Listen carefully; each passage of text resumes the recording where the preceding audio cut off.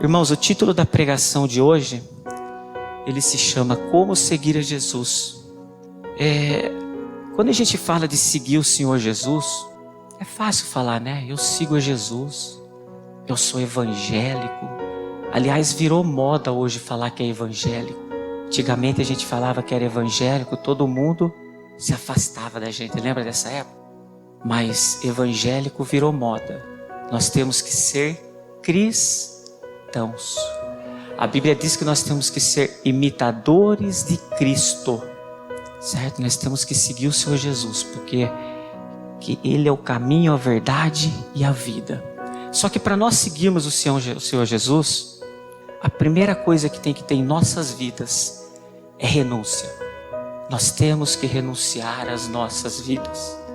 Eu tenho o costume de falar assim, a Bíblia, se você pegar 2 palavras, a gente resume a Bíblia: renúncia e obediência.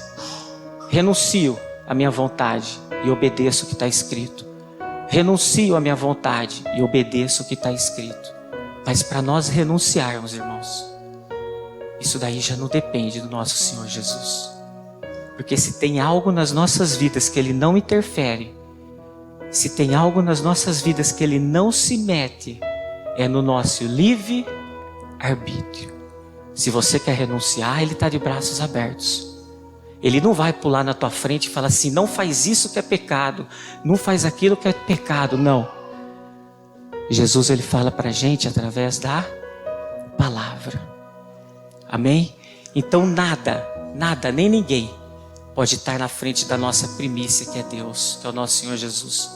Então o primeiro passo para nós seguirmos ao Senhor Jesus, renúncia e obediência. Renúncia e obediência. Amém, irmãos? O texto que nós vamos estudar hoje se encontra lá em Mateus 8:18. Diz assim, E Jesus, vendo em torno de si uma grande multidão, ordenou que passassem para o outro lado. E aproximando-se dele um escriba, disse-lhe, Mestre, aonde quer que fores, eu te seguirei. E disse Jesus, as raposas têm covis, e as aves do céu têm ninhos, mas o Filho do Homem não tem onde reclinar a cabeça. E outro de seus discípulos lhe disse, Senhor, permite-me que primeiramente vá sepultar meu pai? Jesus, porém, disse-lhe, segue-me e deixa os mortos sepultar os mortos. Nós vamos versículo por versículo. É um texto bastante conhecido na Bíblia, mas cada versículo nos mostra tanta coisa que a gente nem imagina. A Bíblia é uma fonte inesgotável. Amém? Então nós vamos para o primeiro versículo lá.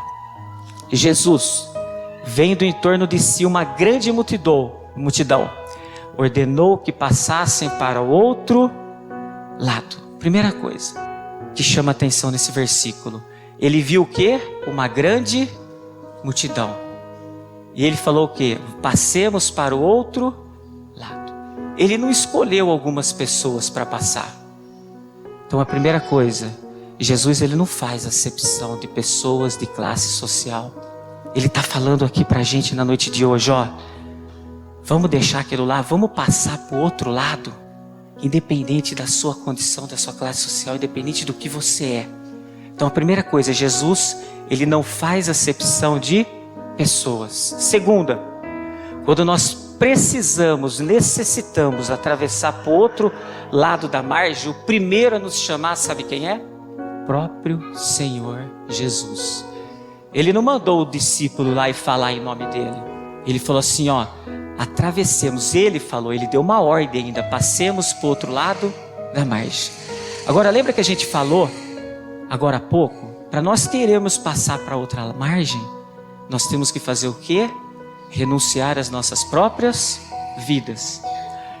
Como que eu vou atravessar para uma margem se eu estou apegado às coisas da margem que eu me encontro?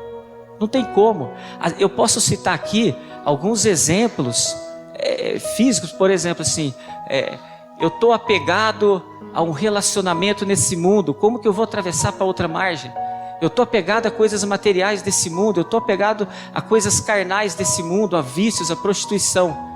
Mas você sabe qual foi a minha conversão mais difícil? Eu me desapegar da maneira que eu cultuava Deus. Isso foi o mais difícil para mim. Não foi fácil.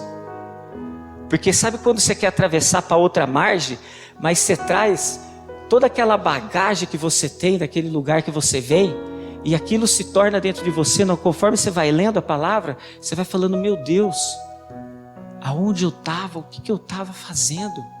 Então quando a gente quer passar para o outro lado da margem, tira tudo da sua vida, tira coisa material, tira pessoas. Às vezes tem gente que quer passar a guarda mágoa das pessoas, não libera perdão. Às vezes dentro da própria casa, às vezes aqui dentro do próprio culto, uma pessoa não olha para outra. Você tem que liberar perdão. Não tem como a gente atravessar para o outro lado da margem se nós não tivermos um coração puro. Porque a Bíblia diz, em tudo que guardares, guarda o teu, porque o coração é extremamente corruptível e enganoso. Mas as coisas do mundo não foi tão difícil de eu largar como as práticas que eu fazia, que eu estava acostumado a fazer. Teve uma vez a gente estava conversando, os membros aqui da igreja, a maioria dos membros que se encontram aqui dentro saíram de igrejas. Lembra disso? Da igreja onde você estava, da igreja onde você estava. E a coisa mais difícil foi desprender de toda aquela rotina, de toda aquela maneira de cultuar que nós estávamos acostumados. O que importa na nossa caminhada é a palavra. A gente tem que ir em lugar onde tem alimento. Lembra que o pastor falou no começo? Se o que é pregado aqui está escrito na Bíblia, segue. Se o que não é pregado, junta a sua maletinha e vai embora. A gente não está aqui para seguir homens. Agora olha que interessante, Jesus falou para todo mundo, passemos para o outro lado da margem. Aí me veio à memória Salomão. Salomão, quando ele santificou o altar, que ele foi lá, fez os 1000 holocaustos dele. Na mesma noite ele chamou a atenção de Deus, Deus apareceu para ele na mesma noite e falou, pede o que tu queres que eu te dê. Lembra, Salomão pediu sabedoria e conhecimento, mas ele tinha um propósito, que era julgar com justiça o povo que Deus deu na mão dele. Agora você sabe por que Jesus está chamando para você para passar do outro lado da margem? Porque tudo tem que ter um propósito. Por um propósito só. Porque Ele quer fazer novo todas as coisas nas nossas vidas. Está escrito aqui em Apocalipse 21:5. Está escrito assim, ó. E o que estava sentado sobre o trono disse, eis que faço nova todas as coisas. E disse-me, escreve, porque estas palavras são verdadeiras e fiéis. Então não tinha como Deus fazer coisas novas na minha vida, na vida da minha família, se eu continuasse com as mesmas práticas que eu estava lá no passado. É novo, sabe que é novo? Eu lembro da pregação dos 4 animaizinhos, que a Bíblia pede para nós seguir, lembra? Um deles é a lagartixa. A lagartixa é um dos animaizinhos mais inteligentes que tem, porque num confronto físico, ela deixa a cauda, ela perde. Ela deixou, mas Deus fez. A lagartixa é o animal que tem o segundo poder de regeneração, o segundo ou terceiro maior poder de regeneração no mundo. Deus dá uma cauda nova para a lagartixa. Deus quer dar uma vida nova para cada um que se encontra aqui dentro. Amém, irmãos? Então, primeiro, Jesus não faz acepção. Segundo, Ele está querendo te chamar lá. Ele que nos chama primeiro, mas Ele está querendo te chamar lá porque Ele quer fazer nova todas as coisas. Amém? Aí olha que interessante, ó. Aí continua lá, Mateus 8,19 diz assim, ó. E aproximando-se dele um escriba, disse-lhe, mestre, aonde quer que fores eu te seguirei. Quando a gente fala escriba e fariseu na Bíblia, o que a gente lembra? Foram os maiores perseguidores do Senhor. Eles queriam prender o Senhor Jesus de qualquer jeito.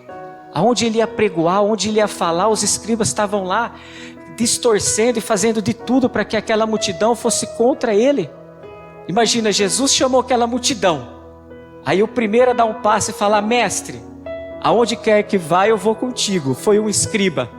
Você sabe por quê, irmãos? Porque escriba e fariseu, quando vê a glória de Deus se manifestar, ele corre atrás.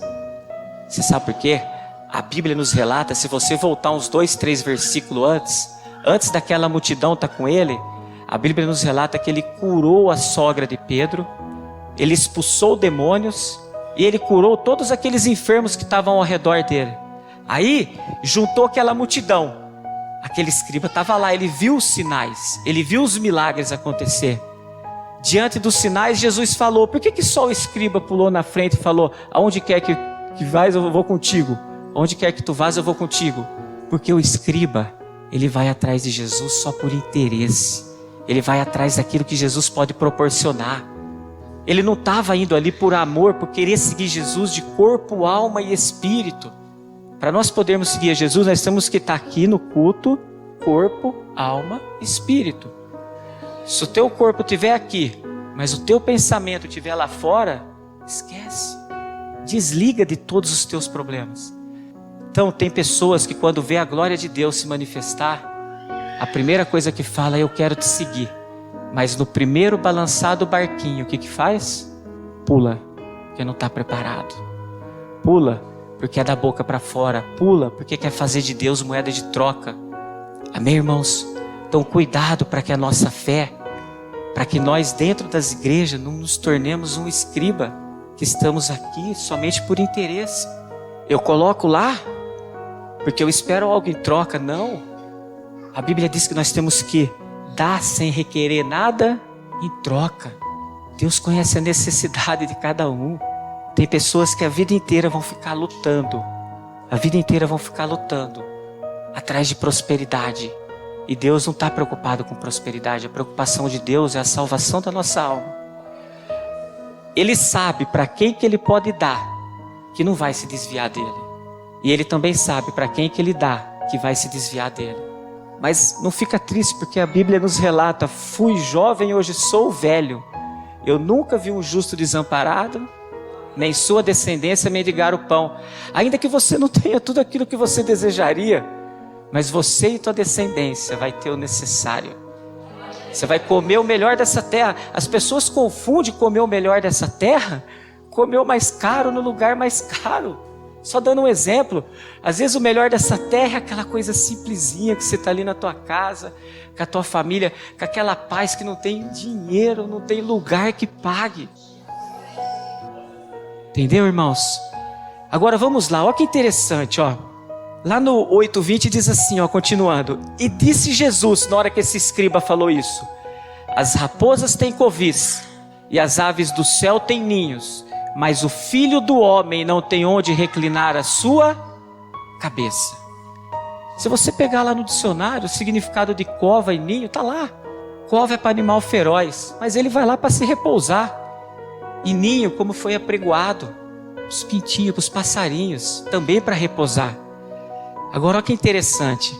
Quantas vezes na Bíblia o Senhor Jesus nos chama? Vocês já pararam para pensar isso? Quantas vezes Ele está nos chamando? Ó, só nesse texto que nós estamos estudando aqui, tem 2 vezes. Ele vira e fala assim, ó, passemos para o outro lado. Aí mais lá na frente, quando o discípulo fala para ele assim, ó, posso sepultar meu pai? O que ele fala? Deixa ele aí, siga-me, está chamando. Vocês já ouviram aquele versículo que diz assim, ó, tome a tua cruz e me siga? Então a Bíblia está o tempo todo, o Senhor Jesus está nos chamando. Mas por que na hora que esse escriba falou, onde quer que o Senhor vá, ele não virou e falou assim, então venha? Pelo contrário, ele o advertiu. As raposas têm covis, as aves dos céus têm ninho, mas o Filho do Homem não tem onde reclinar a sua cabeça. Você sabe por quê, irmãos?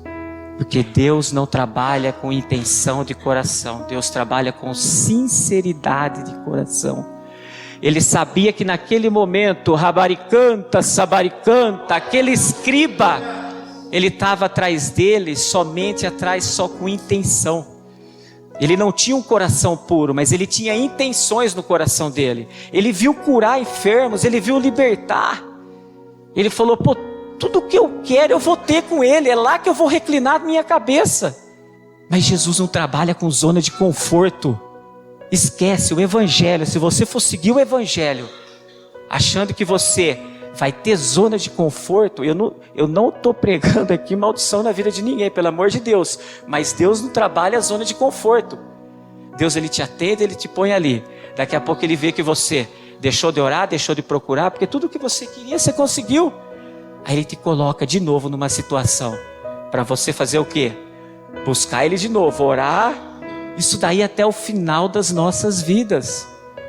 Não é fácil, mas às vezes também não é difícil. A gente que complica muitas das vezes, viu? Entenderam, irmãos? Deus trabalha com sinceridade. Naquele momento, aquele escriba, ele estava querendo seguir Jesus só pelo que Jesus podia oferecer a ele, e não pelo que Jesus é na vida dele. Vamos mais além. No mesmo versículo, Jesus faz uma associação entre o covil e o ninho. E eu procurei 2 versículos na Bíblia que nos relata que lugar de ninho é onde Deus se faz presente. Porém, lugar de covil é lugar onde Deus não se faz presente. Então eu peguei lá em Mateus 21:13, está escrito assim, ó. E disse-lhe, está escrito, a minha casa será chamada casa de oração, mas vós a tendes convertido em covil de ladrões. Então, lugar de covil, o nosso Deus não se faz presente. Olha lá em Salmos 84:3, até o pardal encontrou casa e a andorinha ninho para si, onde põe a seus filhos, até mesmo nos teus altares, Senhor dos exércitos, Rei meu e Deus meu. Aí Jesus, aí o altar é de Deus. Mas por que ele vira para esse escriba e fala assim, ó, eu não tenho onde reclinar minha cabeça?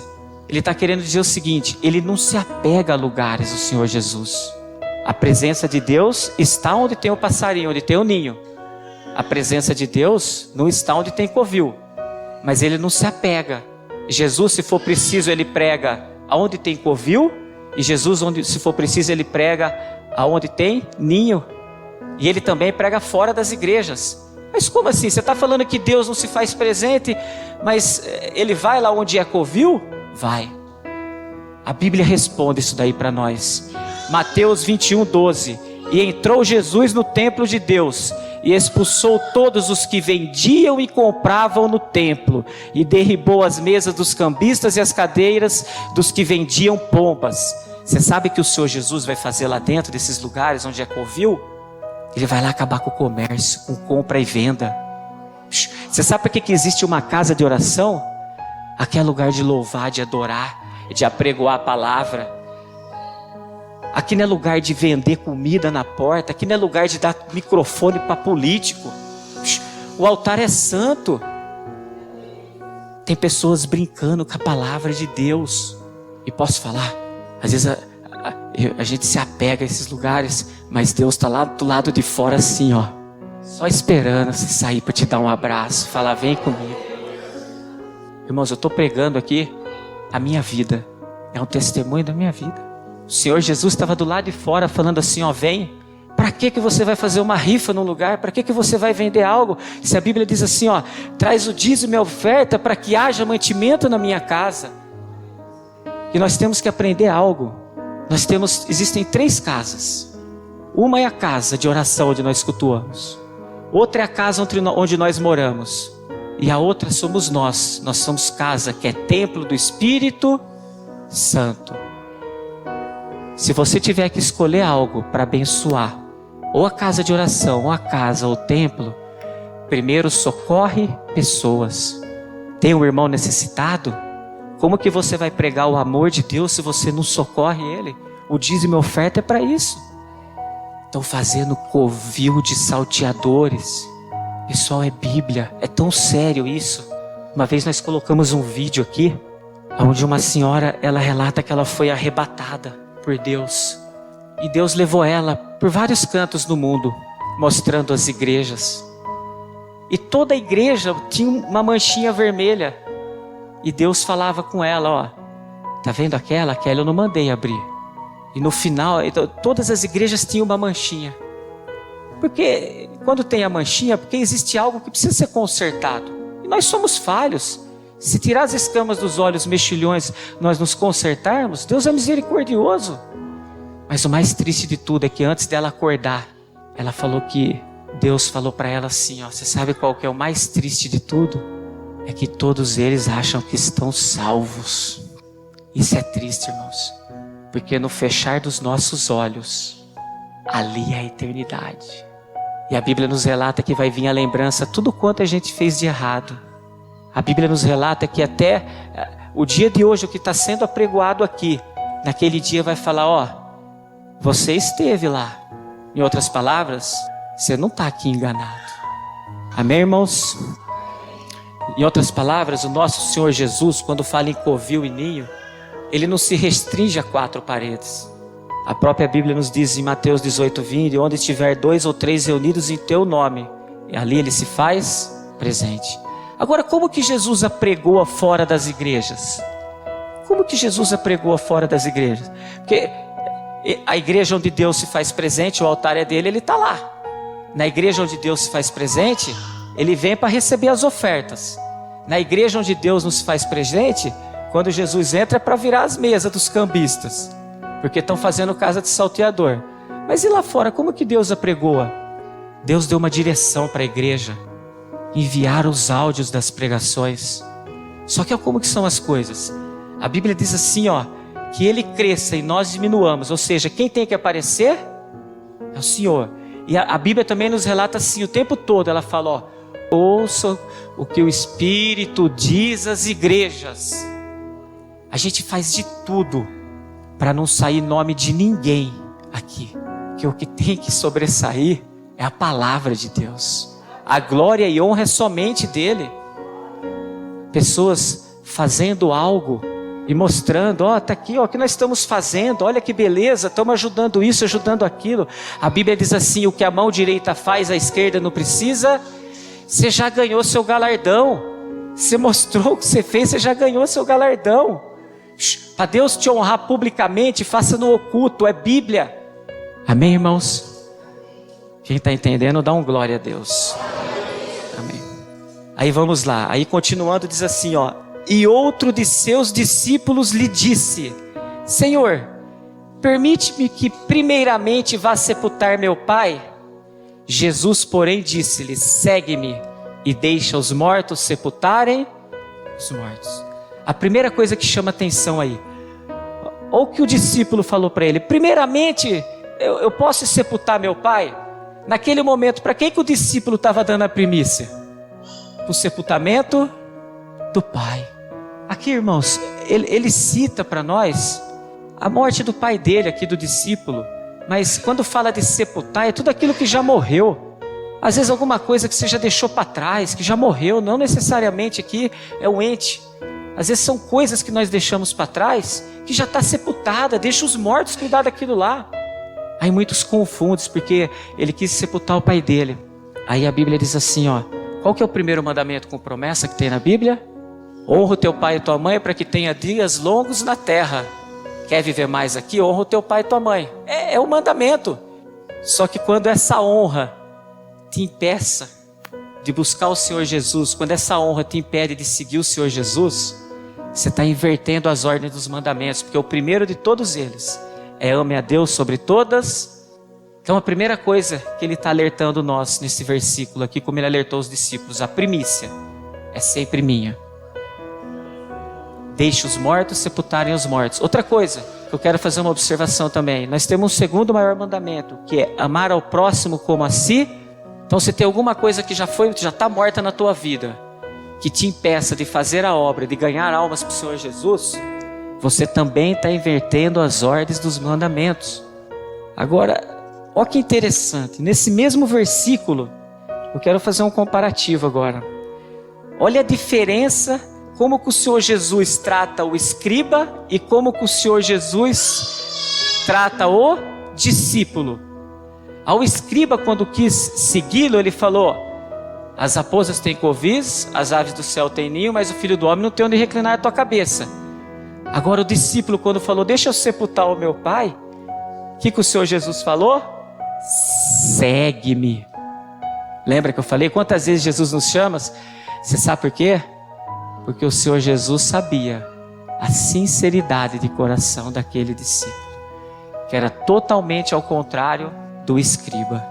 Irmãos, quantos dentro das igrejas achando que está agradando a Deus, que está fazendo a vontade de Deus e está agindo como escriba. E você sabe que o Senhor Jesus está falando? Eu já não faço mais questão. Eu quero te seguir. Não, mas eu já não faço mais questão, porque você está vindo atrás de mim só atrás daquilo que eu posso te dar.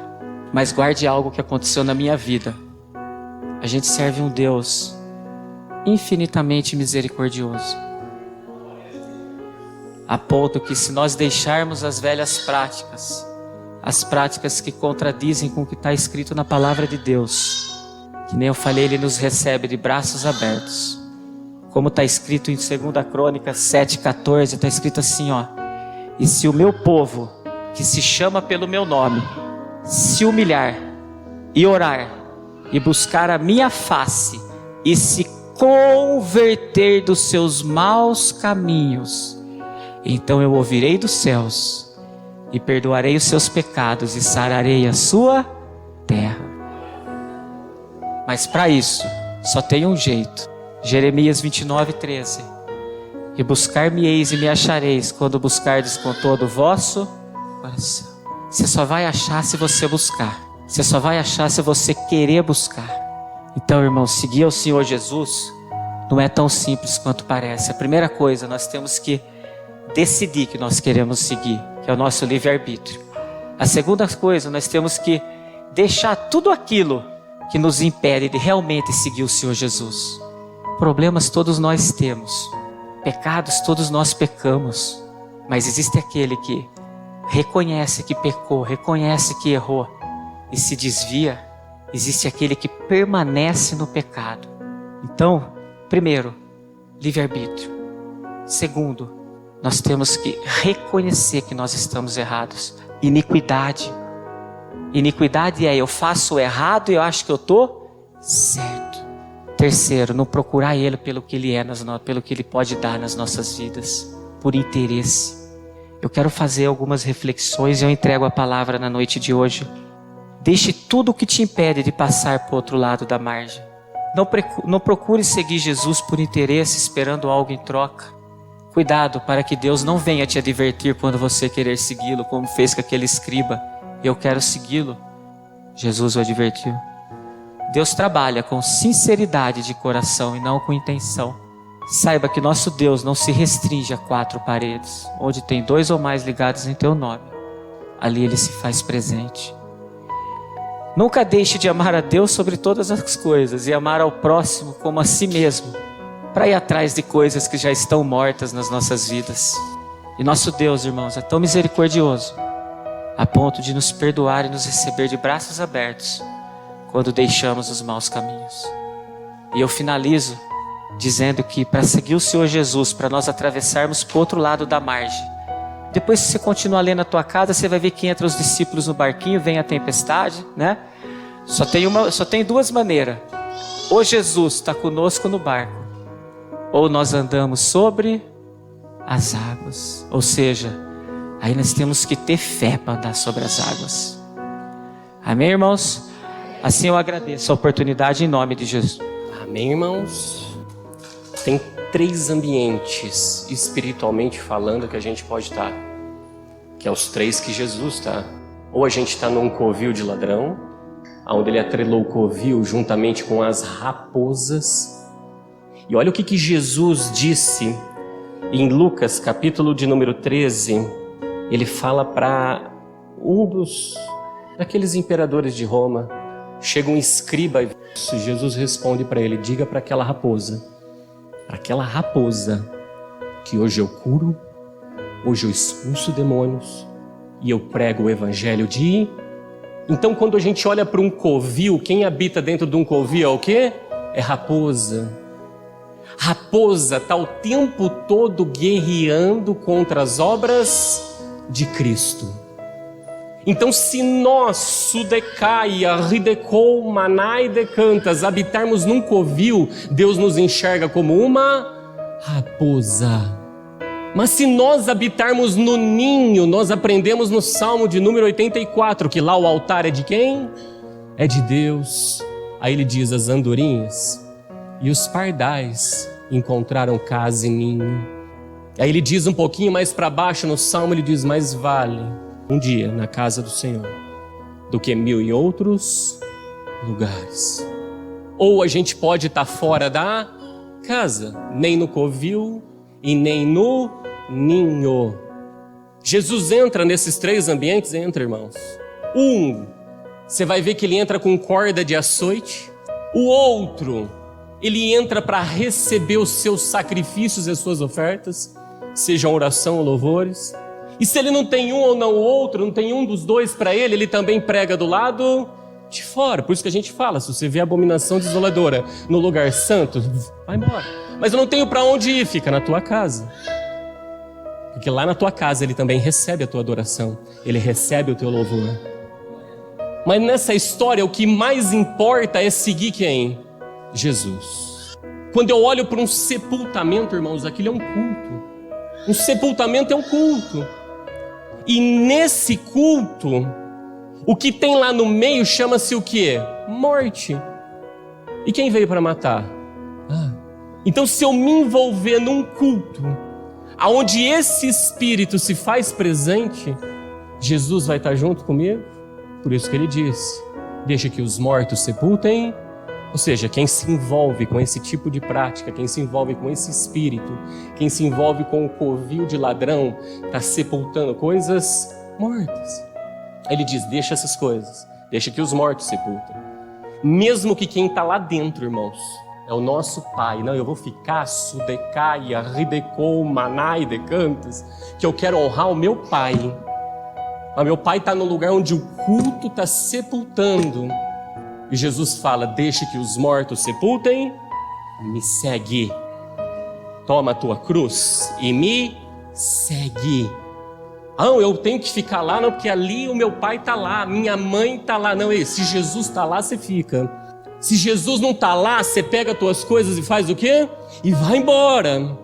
Porque pai e mãe não salva ninguém. Jesus disse, aquele que não deixa pai, não deixa mãe, não deixa irmão, não deixa tudo por amor a mim, esse não é digno de mim. Pelo amor de Deus, esteja onde Jesus está. Eu não tenho um ninho. O que é um ninho? É um lugar onde eu possa ir cultuar a Deus. Mas também não fica no covil, fica fora, porque Jesus vai lá fora. Ele pregava nos montes, ele pregava num monte de outro lugar. Mas a gente tem que estar onde ele... Você quer ouvir as bem-aventuranças? Você sabe onde a gente ouvia? Do lado de fora. As maiores mensagens de Cristo aprenderam do lado de fora. Tudo porque não quis estar. Porque quem estava lá dentro, nesses lugares, não estava ouvindo. Esteja no lugar aonde ele recebe o nosso sacrifício, a nossa adoração. Raposa, irmãos. Lembra do livro de Cantares? Eis que as raposas e as raposinhas devoram o fruto da vide. Lembram disso? E o que aquela raposa queria fazer? Falando para Jesus não frutificar, e ele é a videira verdadeira. Se ficarmos nos covis, as raposas vão devorar todos os nossos frutos. Mas se não ficarmos, frutificaremos para a glória. Tá claro isso? Deu para entender isso? Fique onde vai ser uma videira frutífera. Fique onde as raposas e as raposinhas não nos atinjam. Porque quando nós nos envolvemos dessa maneira, lá o próprio livro de Cantares diz que o tempo de cantar chega. Quer cantar o hino de vitória? Esteja num ambiente onde não tenha raposa e não tenha raposinha. Esteja onde tem ninho ou fique do lado, porque no covil tem raposa. E raposa não deixa a gente cantar o hino, nem que isso custe deixar o meu pai sepultado pelos mortos. Nem que isso custe eu ter que deixar alguém que eu ame demais para seguir Jesus. Porque quem segue as tuas pisaduras, por ela nós somos sarados. Por elas nós somos abençoados. Amém?